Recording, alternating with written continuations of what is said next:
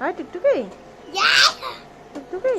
সন্ধ্যায় আজকে ছিল মোমোর আয়োজন, যেহেতু দিদি আসছে গুয়াহাটি থেকে, তো তার জন্য এখানে বাড়িতে বানানো হয়েছে অনেক কটা মোমো। প্রায় এখানে একটা দুটো নয়, প্রায় আমি 120টা মোমো বানিয়েছি। দিদি বেলে দিয়েছিল, আমি ওগুলোকে কেটে নিয়ে ভিতরে মশলাগুলো ভরছিলাম। আর চাটনি বানানো হয়েছিল, টমেটোগুলোকে সিদ্ধ করে নিয়ে, শুকনো লঙ্কাও সিদ্ধ করে নিয়ে ওটাকে রসুনের সাথে পেস্ট করে দিয়ে ওটাকে আবার তেলের মধ্যে গরম করে ফ্রাই করেছি আর কি। চাটনিটাকে সুন্দর খেতে হয়েছিল।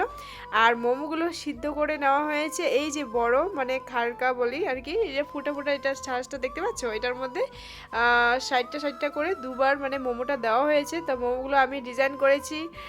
আর চাটনির সাথে এই মোমোগুলো মানে খেতে দেখতে যেমন টেস্টি, খেতেও অমনি টেস্টি। কার ভালো লাগে না বলো তো এই খাবারটা? সবার ভালো লাগে এই খাবারটা। হয়তো কেউ একটু কম খায় যেহেতু ময়দার জিনিস তার জন্য, কিন্তু এই খাবারটা মানে অনেকেরই পছন্দ।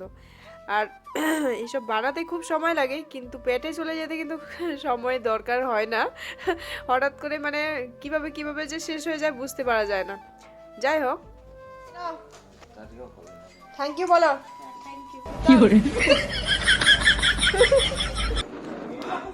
দাও সবাই দিয়ে চকলেট। কিসের কিসের চকলেট বার্থডে? না গো এমনি দিতাছি, কও থ্যাংক ইউ কও। হ্যাঁ থ্যাংক ইউ থ্যাংক ইউ। আমাদের মিষ্টি ব্লগে তোমাদের অনেক অনেক ভালোবাসা জানাই। সবাই ভালো থেকো, সুস্থ থেকো। আর আজকে আসছি, কালকে আবার আসবো।